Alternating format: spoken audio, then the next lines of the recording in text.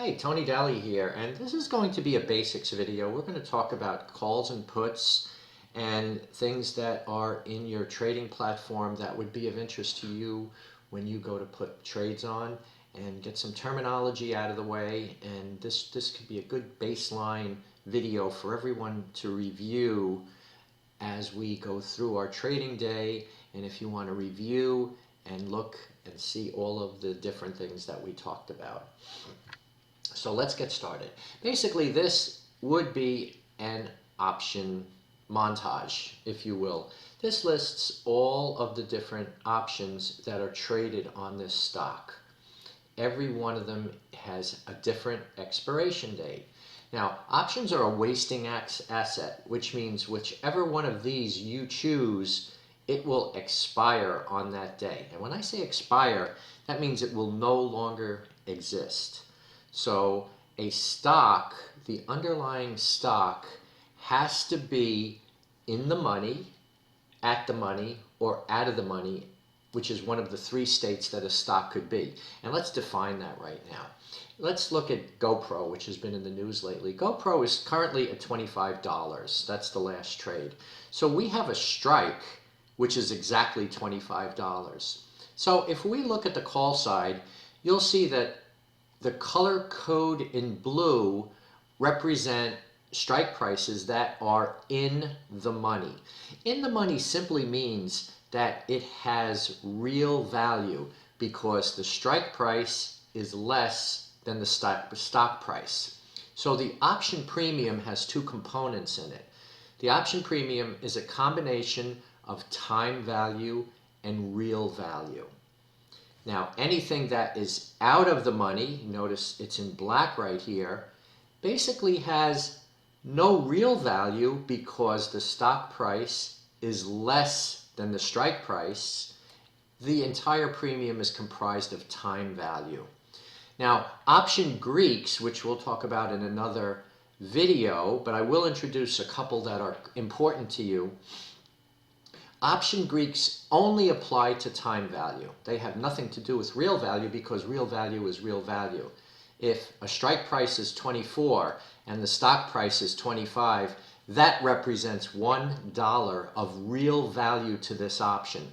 So you could see here, if you owned the 24 strike price and today's stock price is 25, that premium represents $1 of real value and 39 cents of time value.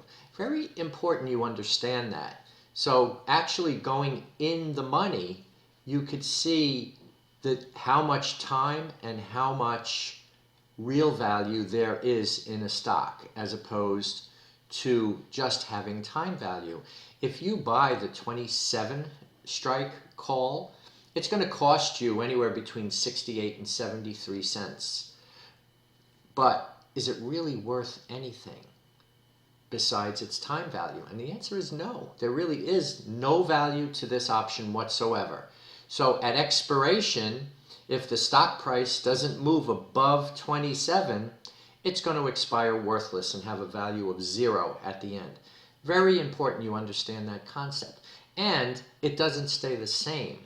Options are a wasting asset, which means that every day they lose value. And that's just the nature of the option. So some people will say, well, what is the effect of time value on an option? So I'm going to show you the difference. So if you were to go all the way out to December, which has 48 days to go, and we go and look at the money call, so we have a $25 strike, here's a $25 call. It is $2.20. We're going to deal with the ask column because it makes it simpler, and that's the price that they'd be looking for you to buy anyway. If you look at the ask column, you're going to pay $2.20 for that option today. What does that represent? That represents 0 intrinsic or real value because it's actually the same price. So there really is no value when you pay that $2.20. You pay nothing. You have gained nothing. And over time, it's going to erode. And if we wanted to take a look at, somebody says, well, what will it be worth 3 weeks from now? So somebody might think to say, I have no idea. But if you know how to look at your option chain, you'll know exactly what it'll be in 3 weeks. Because if I were to look 3 weeks from now and put on this November 27 chain and look at that one, remember what we had here. We paid $2.20. So I can tell you that if all things were equal and the price of the SPY remained at $25 for the next 3 weeks, which we know it probably won't, but just for thinking purposes and to illustrate what time decay does, look at what it would be, $1.66, or somewhere between $1.49 and $1.66. So what does that mean? That means that if I buy a December option for $2.20, 3 weeks from now, it's going to be worth $1.66. So it has lost about a good third of its value just by time erosion. And that's really one of the big risks of options when you think about it, is that basically every time you go to sleep, when you are long options or you buy options, time decay works against you. So every day, the theta, which we'll talk about probably in another video, the theta, which is the measurement of time decay, actually will show you how much it erodes every day. Not to make you scared, but to make you aware. So just keep that in mind. You can look at each one of the different strike prices. Now look, from 1 week to the other, here is one that goes for 1 week. Here's 48 days to 41 days, and it'll go from 220 to 208. So notice, not a lot of money, because time decay is not linear, but it accelerates as you get closer and closer to expiration. But it really shows you that time really does decay and has a real effect on the option. Let's go all the way down to 1 week before expiration, and you'll see what I mean. Take a look at the 25 strike now. Now it's only 81 cents. So if the price of the SPY, of GoPro, I'm sorry, is at $25, that option goes all the way down to 81 cents. So you paid $2.20, the stock went nowhere, it's all the way down to 81 cents. So when you see me write in the room that time decay is against you and you can only sit on a stock for so long, that this is one of the real reasons why people who buy options lose money, because too much time has passed for an option to make a move to where we could become profitable. And this is very, very clear to see that it has a profound effect. So that's one of the big takeaways that I want you to have, is that options do erode and options do waste away, and the buyer of an option assumes this risk whenever they take on a position. So what does an option buyer want? An option buyer wants a fairly quick move to the side that's favorable to them so they could profit from it. Because as a stock moves up in value, you will start to profit as you start to get intrinsic or real value, and you'll still always have some time value all the way up until expiration. So the premium that we pay right now, which is all time value, we want to accelerate and go up so we can profit from the option. So that's one of the big takeaways here. The other thing that we are concerned about is, of course, the bid-ask spread, because this is where the market makers make their money. Market makers profit from the difference in the spreads. So basically, they're going to look for you to pay $2.20, And if you want to sell it back immediately, they're going to give you $2.11 back to them, and they're going to pocket that 9 cents. Doesn't sound like a lot, but they pretty much did it 1,291 times just in open interest. Here's the volume, 390. They did it 395 contracts worth for people who opened up a December contract. So that's how they make a living. So they don't care if you buy or sell. They really don't care what you do. They're not working against you because they make their money on capturing the differences in the spreads. Okay? So that's a really big takeaway from what we talked about.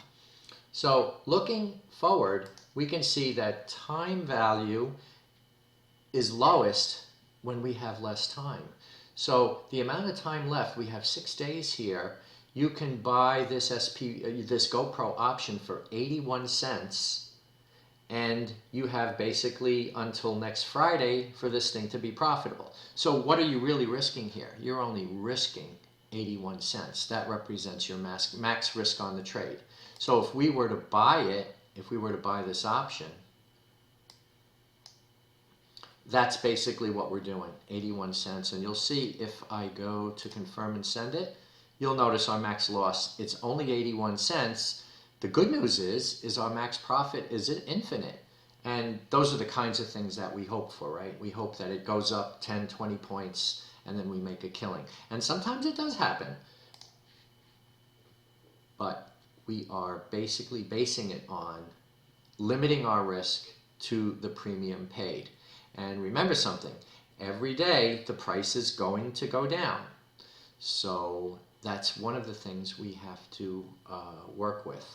Puts work exactly the same way, so I don't really need to explain it, except that with a put, you are hoping that the stock is going to go down, but mechanically it works exactly the same way as a call. So if you buy the at-the-money put, you are paying, in this case, 82 cents. When you buy the call, it's 81 cents. So you could see there is pretty much correlation between the puts and the calls. That is certainly not the case on a lot of stock, and we'll go over that another time. There is, when stocks have more risk to one side than the other, the options premiums price that in. So in other words, we say that the calls are more expensive than the puts if we're expecting a rise in prices. The puts could be more expensive than the calls when we expect a fall in prices. So this is just a first initial video just to get you familiar with the options montage and looking at different strikes and showing you and illustrating to you how time decay works and how it affects the price of an option. We will have subsequent videos on different facets of beginners, looking at things like expected move, risk graphs, and things like covered calls, and a lot of different ways that we will learn to use these options. But it's real important that you understand what you are looking at here. So to summarize, we have an options montage that has all of the options listed, and we can pick any one. I can go all the way out to January of 2017 if I want to buy a real long-term option. And if I wanted to buy one contract of GoPro calls, it will cost me $655, $6.55 times 100. It may sound expensive, but if you think about it, I am leveraging 100 shares of GoPro for the next 447 days. And basically I'm hoping that it's going to go up 25 plus what I'm paying here. So my break even is always the strike price plus premium paid. In this case, my profit is at $31.55. So I have to be quite bullish to put a trade like this on. However, you can have incremental profit anytime between now and expiration date and take it off at any time as a profit. So anyway, this is your basic. This is the first one that will be in a series of basic videos. Please give us some feedback on some other basic videos and things that you are not clear on so we could illustrate them and then we could talk about them in the room. So hope this helped and have a great day.